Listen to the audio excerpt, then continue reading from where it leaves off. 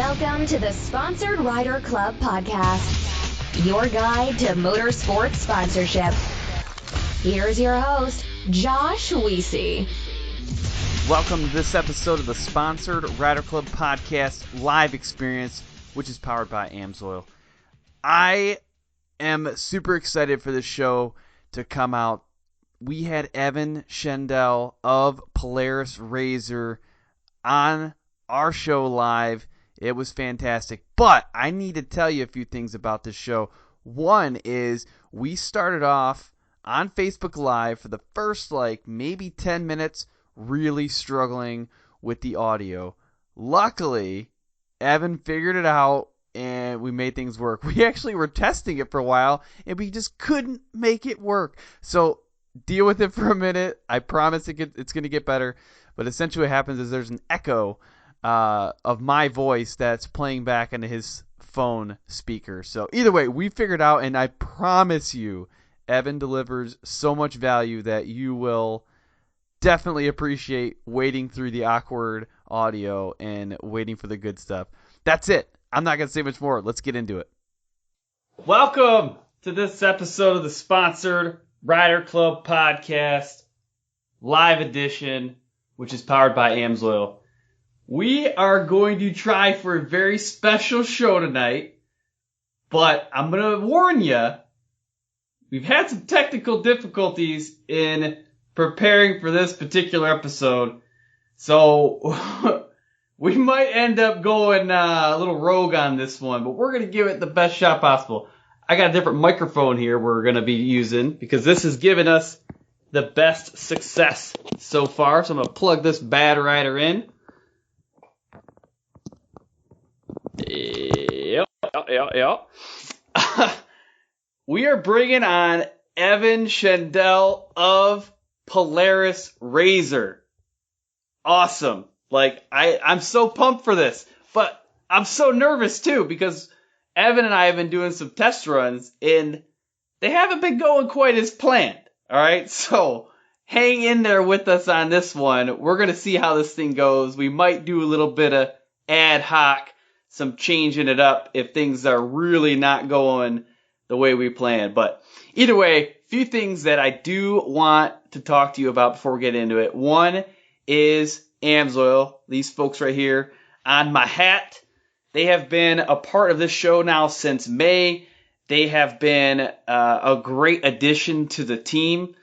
I've learned a lot specifically from them about motorsports marketing and sponsorship, and hopefully I've been able to take some of their advice and the things they've taught me and bring it to the show.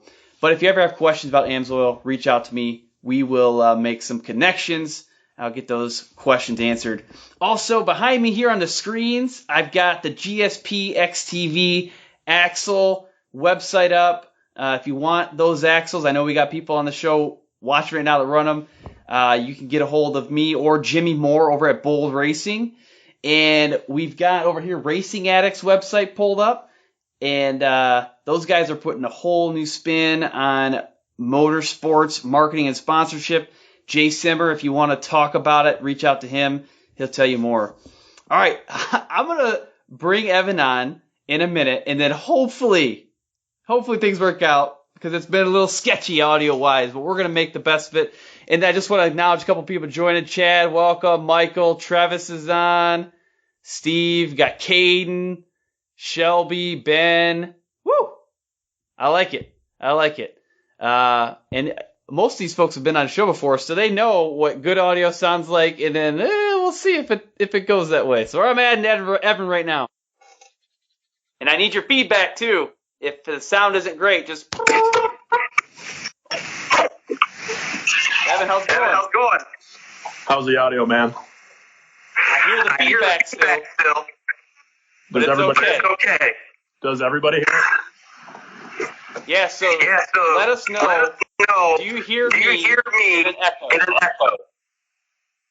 Type it in. Go like this.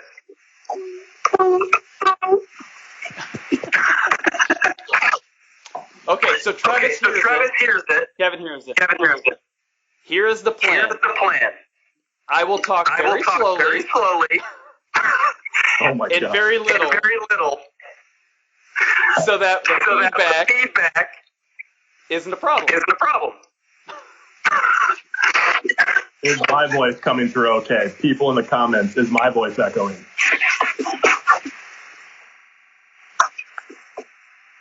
I think so.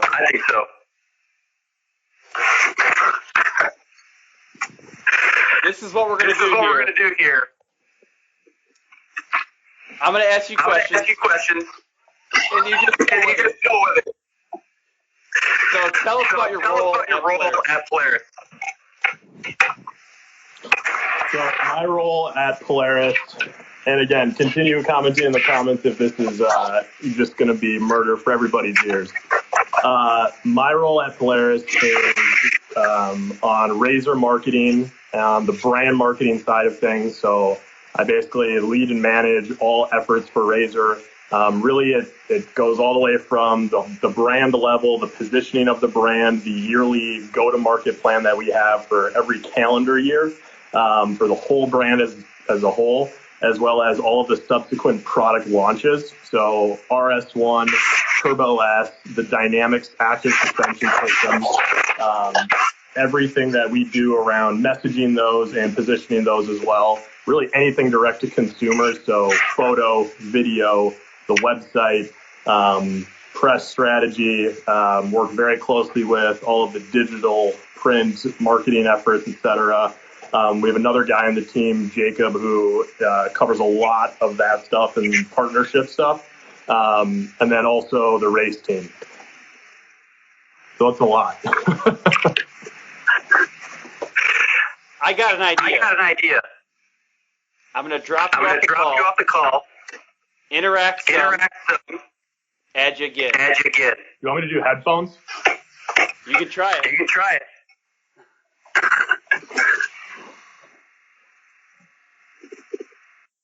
Okay. So I appreciate everybody hanging in there with us as we kind of work through this. We've been trying different stuff. To answer your question, Kevin, does Josh? But I tried it with two phones. I used it with this phone and my backup phone. They both do the same thing. Not sure what's going on yet, but I've tried different ones. We'll see. Evan's going to try some headphones on, but either way, I'm excited to have Evan on the show. We might just kind of add him here and there and drop off so I can add some things. But Evan was actually watching the show when Shelby Anderson came on, and Shelby's watching too, so she might actually help us out a little bit with answering questions throughout. But they work together with Shelby being an intern in the marketing department, and I was excited that he wanted to come on the show because how else do you beat this, right? Having a rep right from Polaris. Polaris is a powerhouse in the marketing world and definitely in power sports. So we're just going to kind of go through this, and I'll add him back on here, and we can get this sound fixed. All right, what about now? Check. Boom! You did it, man. Headphones it is. If I get excited enough, I'll also do that. All right, well, I'm just so pumped that we fixed it. All right, so your role, Polaris, got a lot of huge things going on there. But now I want to know more about the brand itself. All right, so tell us about the important elements about the Polaris brand. About the Polaris brand or the RZR brand? The RZR brand. Got it. Okay. So kind of funny that you should mention that too, because we've been redefining what a lot of that means internally this past year. So kind of in the past, RZR has basically stood for what the consumers have, the drivers and the riders and our race team and everybody that loves RZR have kind of made it. So it's been a lot about passion, and it's been a lot about performance, of course, razor sharp performance. We've talked a lot about RZRs are built around being the ultimate combination of power, suspension, and agility.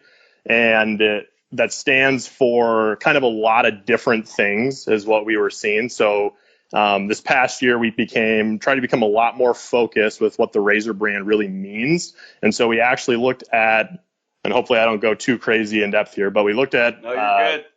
Putting together a brand architecture, which is very common from a marketing standpoint, to kind of go in and make sure that we stand for something that we do believe in, that our people who love us and our fans also like believe in. And so we looked back at why we invented RZR and the crazy passionate engineers we have. Like, man, I'm telling you, Josh, the engineers in Wyoming, Minnesota who build these things, they're racing every weekend. They're riding every weekend. They literally made RZR because Rangers at the time weren't high enough performance. And so it was like, let's make a high performance Ranger, and then it just spun off as its own thing. So really what we stand for now is that we are the world leader in off-road adrenaline, and our products are designed to basically pay that off, give you the ultimate adrenaline experience. And then really the whole, the makeup of how we build our products, as far as like why the suspension is set up this way or the power is delivered this way, is all set up to devour any terrain. So it's not just good for, the dunes or the desert or mud or rock. It's built to do all of those things at the highest possible level of performance. Neil, the reason why I asked that question is I want people listening, I want people as part of this audience to think like a marketer would think as a sales rep would think for a business. Even the words that you just said, right? Architecture, right? That's not something that a typical racer is going to think about, but that's the people that they're talking to when they are pitching their ideas or when they are ultimately trying to sell a brand or a product. So that's kind of where I wanted to get an essence of like, what does Polaris RZR brand really stand for? And another thing that I don't know if the RZR brand does it, but I think the Snow does it. They call their brand ambassadors terrain dominators, I believe. Is that right? Yeah, the Snow team has set up a very official brand ambassador program, which may or may not happen with RZR in the future. But yeah, they've gone all out. Terrain domination is their big positioning statement. They actually have also repositioned too recently. But you're exactly right, terrain dominators. I like that. I think that's cool stuff. I think it's really important for people to know those little tricks, right? That there's somebody in these companies, a human being like yourself, that's sitting there thinking of how can we position ourselves in this market. And the reason why I specifically say human being is we forget sometimes that we think of there's a company like AMSOIL, right? Oh, AMSOIL in its entirety makes these decisions. Like, well, there's probably like 2 to 3 people there that make these decisions, right? And Right. That's who we need to understand, not the whole business. We need to understand really how those people think. Yeah, absolutely. I think Shelby framed it up pretty interesting last time when she was on, when she was talking about her point of view of what RZR kind of seemed like ahead of time. Like it's this big, this whole team of people doing everything. And she got here as the intern and there's like 3 people, like you just said, making all the decisions for RZR. And if you could even tell what I said when I initially described my role, there's a lot that goes into that. And then 2 other people doing equally as much. So it really comes down to like 3 human beings. Right. Well, one thing that's important to me is what the brand or what you would look for in a brand ambassador. I mean, what are the important elements that these riders and racers can capture that would excite you? Yeah, absolutely. So there's kind of 2 separate pieces there, but they definitely overlap as well. So the way that we personally look at it for the content and the partners and the ambassadors that we're looking for is that there's kind of lifestyle, influencer-esque type content producers. And then there are our race team drivers that also can produce content, but are ultimately, professional racers in some capacity, that they are being sponsored, or are factory team drivers. So we kind of look at it in that sense. We have sort of the race team, and then we have just purely brand ambassadors too, who are just love the sport, live the lifestyle. Maybe they have a YouTube channel or an Instagram channel. From a race perspective, there's basically 3 things that we look at when we evaluate if we want to sponsor someone at whatever level it might be. And some of it will overlap when I'll get into the brand ambassador side. But essentially what it comes down to is, do you have the results, the race results, of consistent finishes or big race wins over, not just one or two, but over a sustained amount of time? Do you have the reach as number two, which would be the social following? How many people are you reaching? Are those people engaging and interested in what you're saying? Ultimately, are you influencing, like the name influencer, are you influencing their opinions to believe in something or discover something that they didn't know before? And then finally are you a fit for the RZR brand specifically? So you could have those things and not be a fit for our brand. Like I mentioned, there's a brand architecture. There's a lot more depth that goes into it that talks about how RZR is focused, fearless, relentless, innovative, number one in a lot of things. So there's a whole persona that RZR has that we want to fit, and we want all of our representation to also embody. And so it's really important to us to find people where you basically have to fit the brand. There's, that's kind of a must have. And then when it goes back to the results and the reach, it can be a little bit either or. So you might be a racer who just legitimately crushes every race, podiums, top fives, multiple wins on the season, maybe a points championship, very consistent year over year. That can supersede not having a huge reach or a huge following. Right.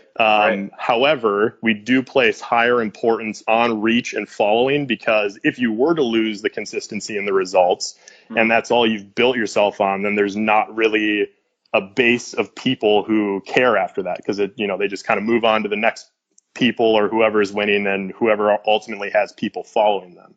So reach is really what we try to push our current sponsored athletes and factory drivers to, grow as much as they can. A, because we want more reach, and B, because for them, it's a more sustainable way of staying brandable and investable. Having said that, all of the cases where we look at bringing on a new driver or we look at elevating someone's status to another level, all of that is ultimately not black and white. And so there's a constant balance of how much do they fit the brand, how much value is there in their reach, etc. So that kind of answers the race side of things. On the ambassador side, it's a little bit more gray almost, where it's all about fit for the brand and what your reach is. And then probably the third one for them is really what content are you making and how effective is it? So again, must fit the brand. We talked about that. All the same reach and followership and engagement applies. You have people who care what you're saying. And then really what we are constantly looking for and will constantly invest in is what is really cool content that nobody's doing, like nobody has seen before. Which is very, very difficult to create. We have teams of people doing it internally, and it's difficult for us to create. So if you can do it for us, that's extremely valuable. Right. And we will pay to, be a part of that and help you and support you and make it even bigger. No, that's awesome, man. I could probably spend the rest of the night talking about just what you said there. But I kept thinking, as you're talking, about Jim Beaver. So Jim Beaver has been with Polaris RZR for a while, right? And, love Jim. But he has those things that you're talking about, right? He used to race trophy trucks, hardcore, had great results. Then he realized, I kind of can do something on the radio. And he built out multiple shows and multiple podcasts, and so I'm thinking of what you were saying before, the influencer, the brand ambassador, and also the racer. But you also said, number one or the best. Jim is consistently in the top one or two slots with his podcast. Consistently. For years, right? And it sounds like that's a good way for Jim to, one, differentiate himself and create long-term consistency. But two, that's a good way for RZR to partner with somebody who has the same image, the same brand, but then a ton of reach as well. Yeah, so Jim, that's actually a really good example where and for just transparency, Jim's relationship with us started before I started. So I've been with Polaris for 2 years on just RZR, but I know the backstory. He was doing some really cool things where he raced, like you said, he had a presence there, thought that people cared about what he was saying. So he kind of came to us and said, like, what if I started a radio show? What if I did this podcast? Like all the things that he said, basically, like, what if I did this? At the time, nobody else had done that, and it didn't exist. And so it's like, at that point in time, it was like a radio show. Like, that'd be freaking awesome. Yeah. Like, we're with you.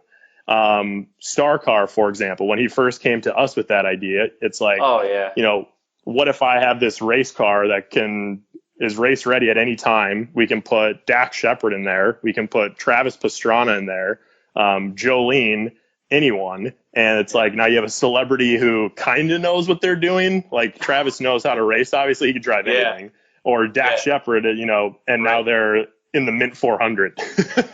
So it's kind of crazy. Like that kind of thinking. And there's things Jim has done that has been amazing. And there's things where it's like, that idea didn't do exactly what we wanted. So let's, reprioritize, and what else do you got? And that'll happen with anybody. So don't be afraid to, we'll take a risk. Absolutely. Right. Like if there's something that you believe in and we believe in, like we'll go right for it. Yeah. And Shelby just put a little comment in here. Being innovative is key with Polaris. Bringing something no one else has to the table is what they look for. That's huge. And the hard thing, though, I wish I could just tell people in the show what that is to do. I wish you could sit here and tell people, oh, well, go do this, this, and this. But we don't know. We don't know. Yeah. Earlier, I think it was Chad Shoemaker. He said, what does it take to become a brand ambassador? I'm hoping that we're answering that question as we're talking right now. But it sounds like it's that unique thing that gives Polaris RZR the reach and embodies the brand that he's talking about, the relentless, the fearless, the best. If you can figure out a way to do that in a way that somebody else hasn't done it before, Yes, and I have one more add to that too. So two things. Well, first I'll talk about this. So the other piece of that is if you want to be a brand ambassador, there is a certain amount of, I don't know if this is the right word, but sacrifice or like ground level work that you have to put in prior. So you kind of have to have that following that's engaged with you. If you want to be a YouTube influencer, you have to go through a decent amount of time, unless you have a crazy idea that just explodes, but you have to go through a lot of work where you're putting out videos and 10 people are watching, and then 50, and then 100. A great example is the Side by Side blog YouTube channel. They started just messing around, doing crazy stuff. Like one of the videos I watched from them, they were trying to bend the frame of a Yamaha with a floor jack, like at the weirdest angle with blow torches on it. And I watched this for 40 minutes. And somehow their dynamic, nobody had talked to them really from a manufacturer standpoint. And when we got to the Turbo S launch, they had probably about 15,000 YouTube followers, which isn't a whole lot, but in our space, in terms of household penetration, which is pretty low, that's a decent amount of people in our space. Yeah. So we brought them to the press event, and since then they've blown up to like 30,000 or 25,000. So they've doubled, and they're getting really good at, continuing to grow their channel. But the point is, there was a very long amount of time where they just grinded and put out these videos and edited, or if you're an Instagram, influencer, you build your base over a really long time. Even our professional drivers, like, Shelby's a great example. Her cousin RJ, Bryce Menzies, a lot of these people, are professionally famous in our sport, and it's still a push to get the reach out there, because with our industry, not a lot of people know about power sports. So it's really hard to get a lot of awareness from everyone in America to care about what you're doing. So it's even more important to get kind of crazy ideas. And that was the other part I wanted to go back to, is it's like, one of the things we always talk about around content is that there's like a sea of sameness. That's one of our VP's kind of favorite terms, where it's like, what are people doing that is different from what we continue to see? You know, if you look at quite a few racer or driver channels or influencers, there's a lot of sort of the same stuff going on. And so who's doing something that is really pushing the content in our space? Like you said, like if I knew what it was, we would be doing it. And we continue to, we continue to push for that, and we do that. Yeah. But, I wish I could tell everybody, because then I would just tell them too, and they could do it, and then we could just, keep building it. But you got to, looking at other industries is a great example. Like what's working over there that nobody's really doing in our space is a great way to look at that, what are very close in industries. But yeah, it's tough, man, to find content that's new, that people care about. It's not easy, but that's why we are so interested in investing in that kind of thing. Yeah, that's cool that you brought up the side-by-side blog too. I remember when they were first starting out, and I was like, this could be something that's interesting. And I remember them doing a giveaway, and I was like, that's kind of cool how they did the video for the giveaway. I was like, I could pay attention to this. And yeah, I just saw them. They did a post the other day where they got this check in their hand, and you could see the amount, and they're like, what are we buying today? It's just a cool thing. Like, I want to know. I really want to know what you're buying. And that's cool stuff. And actually, I bring this up all the time, but this right here, if people are wondering, like, what should they, if they want to read some other information, this is Gary Vaynerchuk, jab, jab, jab, right hook. And this talks a lot about social media presence. But it's all about content creation. It's like the ways in which you bring in, whether it's your own brand or somebody else's brand, you represent it, and you do these little things. You do a post here that's fun, that's engaging, and another one that's fun and engaging, and another one that's fun and engaging, and then you hit them with the right hook, like, hey, go buy a Polaris RZR. And they're like, oh, okay, sure, I'm on it. I'm going to go buy one right now. But this guy, Gary Vaynerchuk, he knows how to do that stuff, but he also knows about the grind. So he'll talk on in his books about people who, you got 6 viewers? Great. You better keep those 6 viewers happy, because one day it's going to be 12. Yeah. And then one day it's going to be 24. And then you're going to be at 100. And then you're going to be at 1,000. But if you stop at 6, you're done. That's it. You stopped at 6. And for those content-based channels, frequency is such a big thing. Like, people will drop off. Those 6 will leave if you don't put out the best in class industry standards, kind of like one thing a week at bare minimum from a video standpoint, and posting, at least, once a day, every other day, if you're purely content based. So it's tough, man, to keep that stuff going. Yeah, definitely. Well, I was going to go flip through a couple of these comments here too, make sure we haven't missed anybody. It looks like a couple people had the dollar value of that truck that looks like they're trying to buy a 6-door truck or something from the side-by-side blocks. That's cool. I know what they got. I don't think I can say yet, though. The video hasn't posted, has it? I don't know. There was somebody who put a comment down here. Chad, maybe he knows. But, so Stephen Rice, I'll just go through yours real quick. Yeah, the problem is with reach. How do you sort through that sea of sameness when only top-tier people are what you're looking at? A lot of the top-tier people contribute to that sea. Woo! That's a good question. It's really difficult. I don't know if this is the best way to do it, but I literally watch like everything that I possibly can. So from an Instagram standpoint, I'm constantly like people are watching. It basically is the point of this. If it's not me, there are other people on the team who are watching. We have a social media team, like a whole team around them that supports all of our off-road brands, and they're watching. We have people looking from a race standpoint, people looking from a lifestyle standpoint. Personally, myself, Instagram, constantly looking at that. YouTube as well. Like most of my nights, I sit over there on the couch. I work a fair amount, at night, and I have YouTube on in the background, and it's video after video, a lot of off-road videos. Asta Cruiser, Busted Knuckle, Mad Ram, Brandon Pierce, and you really can just go down the rabbit hole. Like all the videos on the side, like I watch through a lot of those, and I just like will let it end up playing. So it's tough where, to get the eyes on what you're doing, it certainly takes a little bit, and the algorithms have really become more competitive.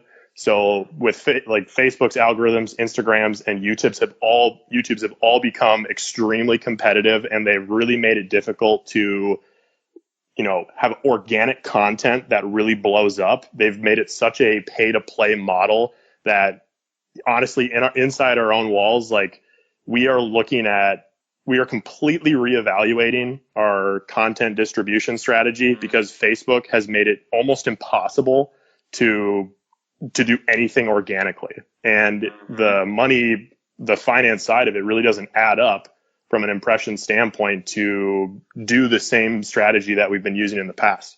So for for calendar year 19, which we're looking at right now, what do we want to do? There's a big probably change that will come through from a strategy standpoint around how are we going to distribute our content. And honestly, a lot of that will shift to brand ambassadors who are already talking to those people. Not that we haven't been doing that, but the dollars that we've been spending on our own content may shift potentially dramatically towards a completely different setup because of how the algorithms are changing now. I get that it's hard, and it does take a lot of work to get to a level where it finally pops up in the sidebar or you're on the explore page. I would recommend networking with as many people as possible who's at a higher level of any kind, 1,000 more, 10,000, 100,000 more of anything that I can partner with, do content with, sponsor a giveaway with, and get people over to me. Or can I engage someone at Polaris at a race and bring them an idea? Like I'm at a lot of the races. I'm at a lot of the big events like King of the Hammers, Mint 400, Sand Show, Camp RZR. I leave for Camp RZR tomorrow. That's this coming weekend. And if you bring a crazy, awesome idea, I've literally gone back and found those people because it's like, that is awesome. Like we believe in that. There's a little bit of, like in any job, if you want to be the manager or if you want to be the VP or whatever it is, you kind of have to do that job before they pay you for it. And it's the same thing with our race team, and it's the same thing with brand ambassadors. You really have to have that audience or build that audience for it to be worth us to come in and like just blow it up. Because to invest and grow somebody because we think they could be at a certain point, you kind of skip on the passion and the work that you have to put into it yourself. You have so much more stake in the game when you have like scraped your fingernails and you've bled on it and you've like made this yourself. And then we can come in and just make it huge. Whereas to try and get someone there ourselves, it's more of a financial investment for us to do our own stuff or find someone who's already doing it somewhere else. So I know it's so hard to get there, and I wish I knew a better answer. But honestly, the best thing is finding people who are at a higher position, figuring out how to work with them. Like they want to do cool content too. So if you have an idea, they also want to grow, and they'll do that could be the perfect way to buy into that. No, I think that's huge. And I know a lot of people, we're getting comments like crazy right now. Definitely not been able to keep track of them all, but I'll do a lightning round if you need me to. Yeah, we might have to do that. I just wanted to comment though real quick on the influencer marketing piece and Facebook specifically. I guess Instagram probably falls into a little bit, but Facebook has been huge. So there's a lot of people on here that they have, we just saw Eminent Waste of Time, that show. We've seen, Stephen Rice, he has his own show. So a lot of people have their own pages and they probably know what this is like. But if you don't have your own Facebook page as like a business entity, I can't explain to you how frequent you're being pushed to promote or boost a post. I have trouble anymore scrolling through my feeds. That's all I see. I'm like, ooh, Is that something? Nope, that's just another ask for me to go through and like boost my posts. Sometimes I'm like, I want to see somebody else's content, not my own, repackaged as a potential ad. It is incredible. And I definitely expect companies like you're talking about with RZR and other companies are going to take that ad spend and shift it elsewhere. Just like with what happened with television, right? A lot of people put tons of money into television ads. Then this whole new social media thing came out, and people are like, I can get more impressions per dollar with, this new Facebook thingy. But then, of course, supply and demand kind of kicks in, and Facebook's like, we can make a lot of money doing this.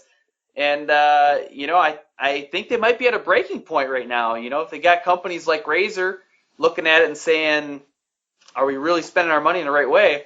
It could be a challenge. But the good news is that, people listen to this show, what you are influencers. You're doing influencer marketing, which positions you well if there is a shift. We're in a good spot to shift with it. We just have to be cautious then of how strong we place our influence on social media and if we have other avenues for that. So that's my rant for now. Just I wanted to make sure I got that out. So Travis Pointer, he's been on the show a couple times, and he just said a question here. Are you looking at the actual reach of their social media impressions, things like that? He has about 20,000 followers between his professional Facebook, Instagram, and 1.5 million impressions. Oh, okay, and 975,000 reach. So is there, not dollars, 975,000 reach. So is that the only thing, right? That's your question, right, Travis? Are you looking at the actual reach of the social media impressions? Did that make sense, Evan? I just read a lot of information. I think I get it.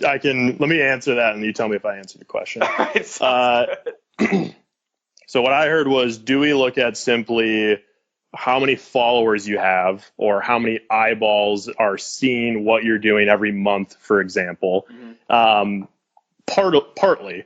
So reach really is, there's a science to it and then there's a little bit of an art to it. But basically it comes down to some simple metrics like how many people follow you, how many eyeballs are seeing what you're doing. So impressions, which is kind of a little bit different look at the exact reach in and of itself. The engagement is a really big piece of it. So it's not just about how many people are seeing it, but how many people are seeing it that are resonating with it and sharing it or engaging with it or showing a sentiment level that is positive or above average positive. So we can easily gauge on anything now in social media with all these different dashboards, like almost down to an emoji status of like, is it a smiley face, a medium face, or a frowny face? Like literally just what is the vibe of the comment section, or what do people think of what's going on? So if you have a lot of people who are seeing it, which in our space isn't millions, but it's thousands of people, 20,000 is not a bad number. And you have people engaging at a high level, which is really the difficult part, because especially with the algorithms like we talked about, just because I'm subscribed to you on YouTube or follow you on Instagram, that does not guarantee that I will see what you did anymore.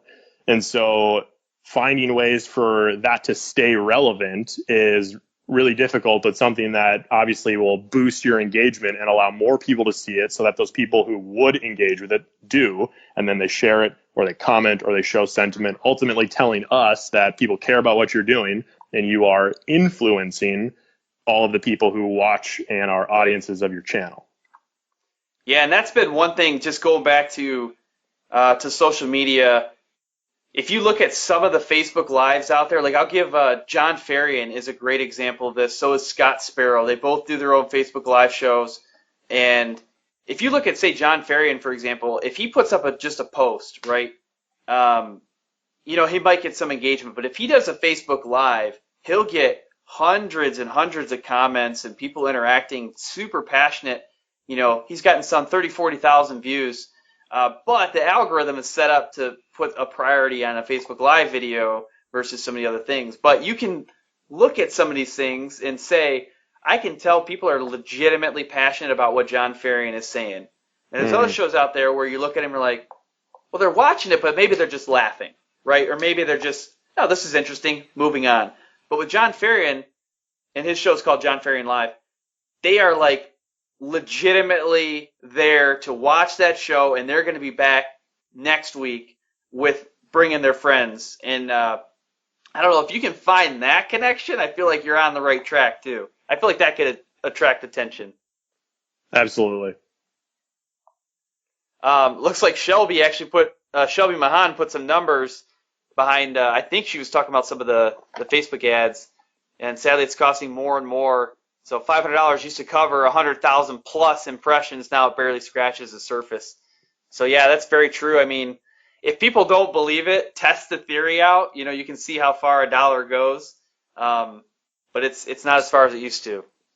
Pro tip from our social team themselves would be, if you are an individual racer or brand ambassador, or you want to be, do not make a business version of your Instagram. Like, do not become a business account for as long as you possibly can, because once you do that, and or don't pay for as long as you can, because once you do, they know that you're interested in that, or you could be convinced again, and they will throttle. Don't quote me as saying that, but I believe, and the social team, has felt like we've noticed trends where if you do that, they may create obstacles for people to see what you're doing without paying again.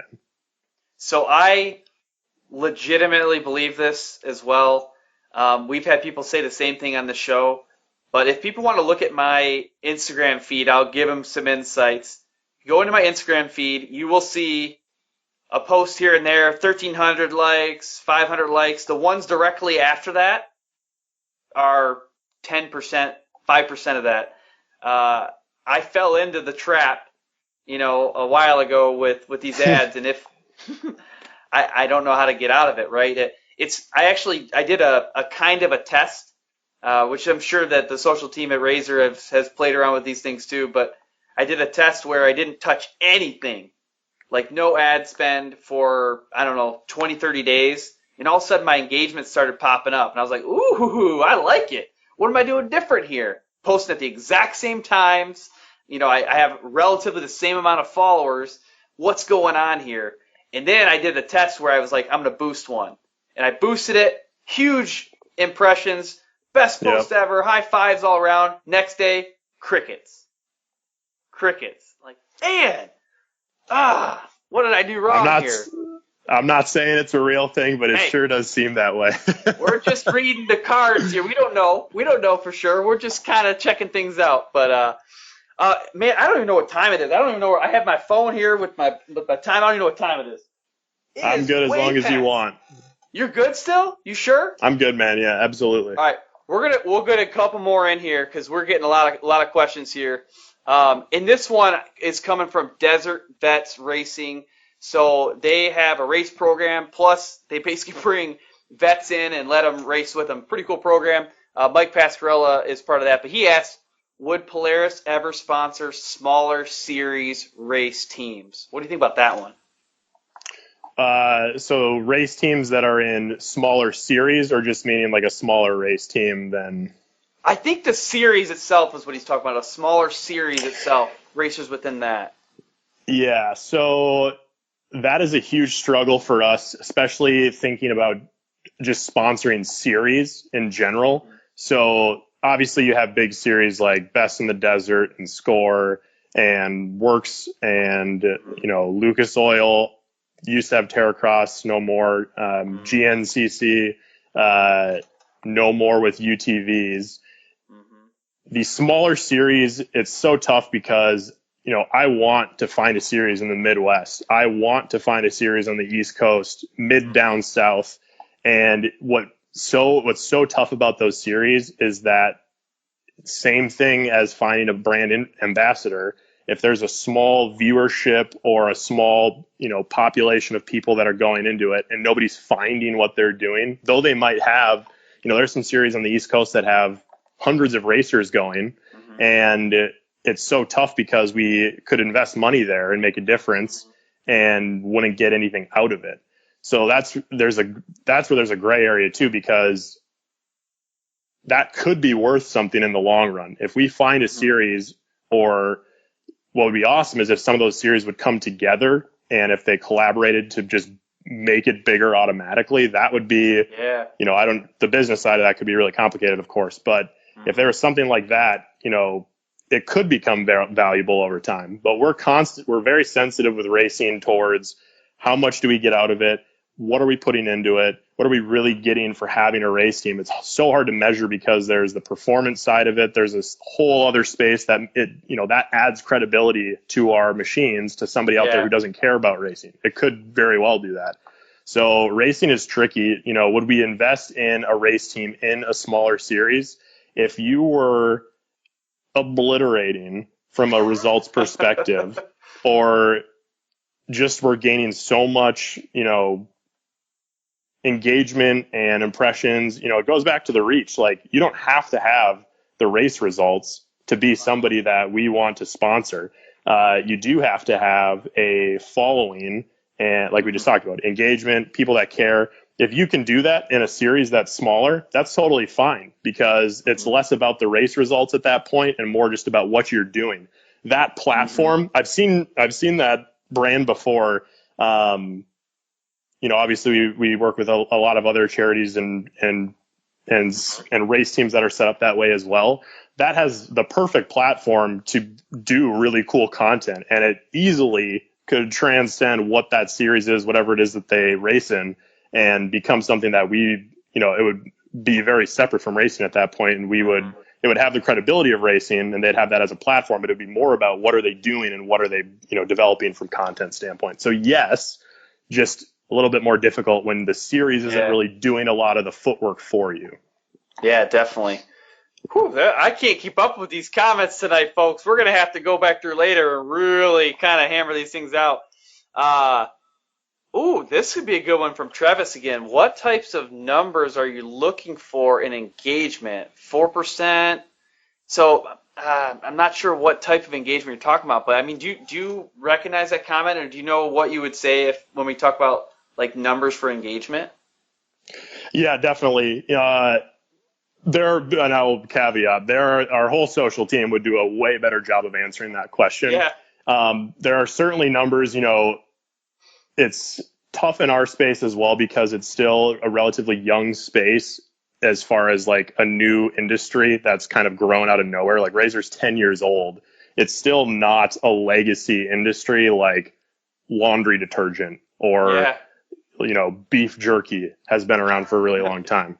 And so there's a big fluctuation, 4%, 6%, very, pretty average numbers. If you're getting to 10%, and there's also, there's an average metric that does have a lot of importance, but there's also fluctuations that matter too, where if you're seeing peaks that are of a higher frequency, and even if there's lows, the way that your flow of engagements comes matters a lot too.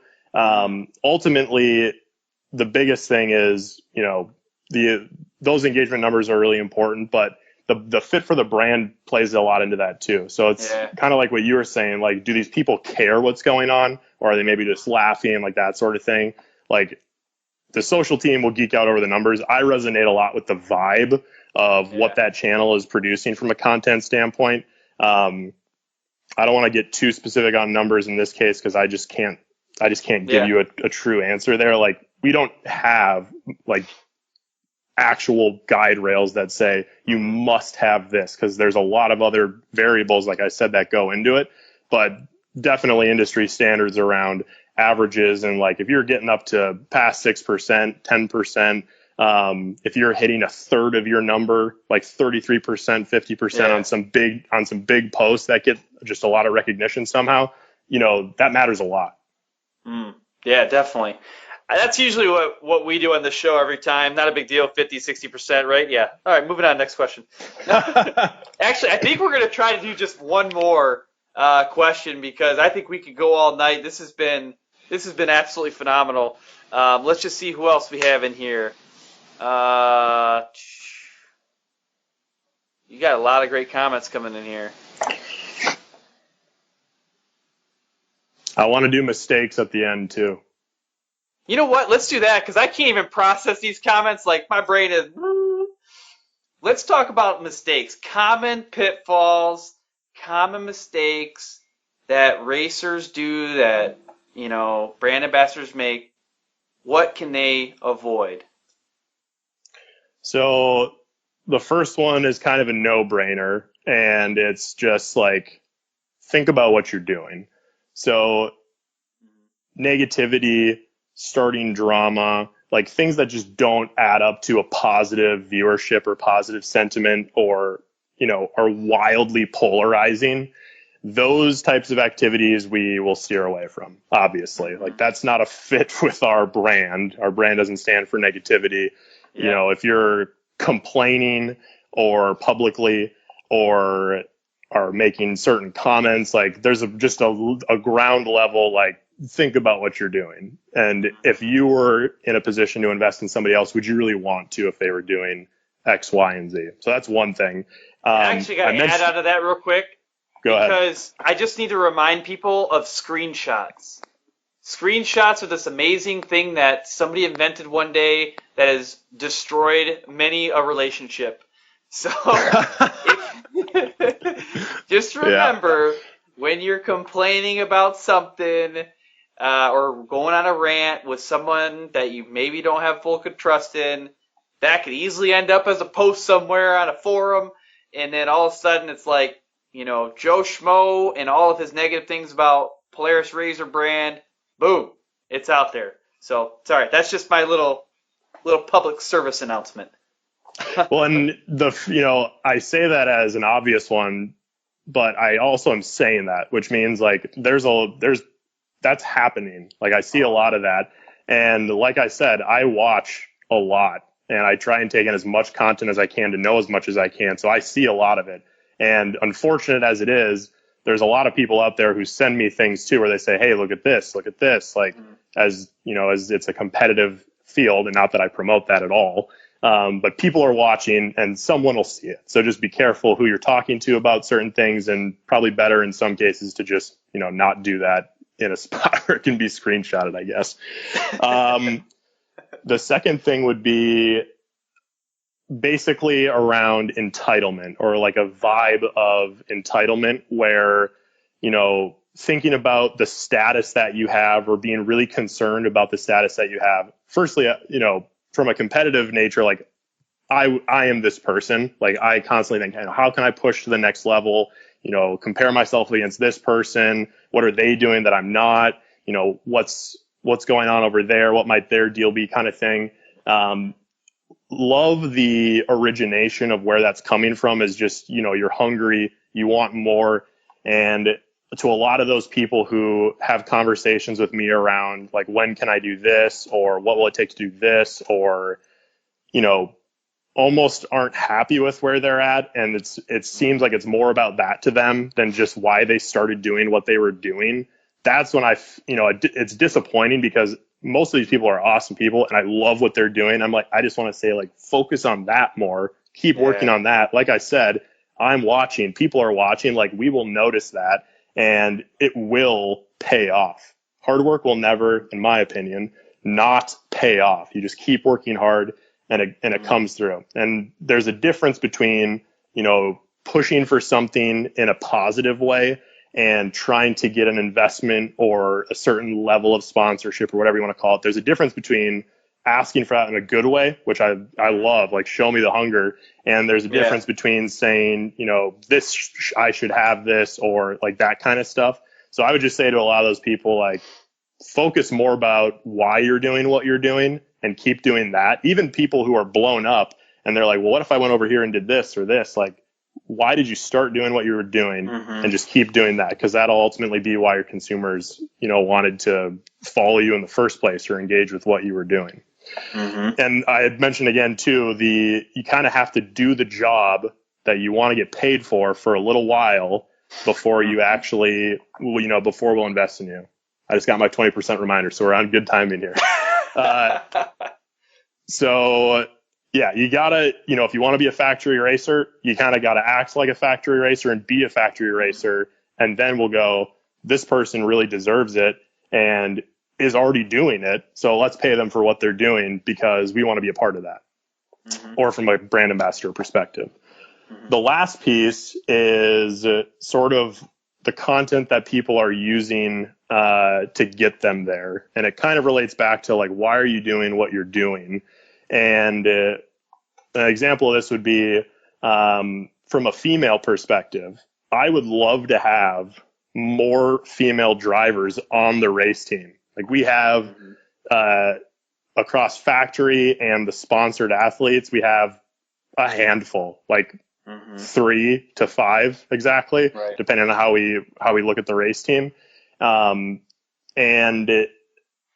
would love to have more female drivers on the team because there's a whole lot of women out there who love the sport, and maybe they don't want to race, but they love to see what one of these female racers is doing as an advocate for the sport.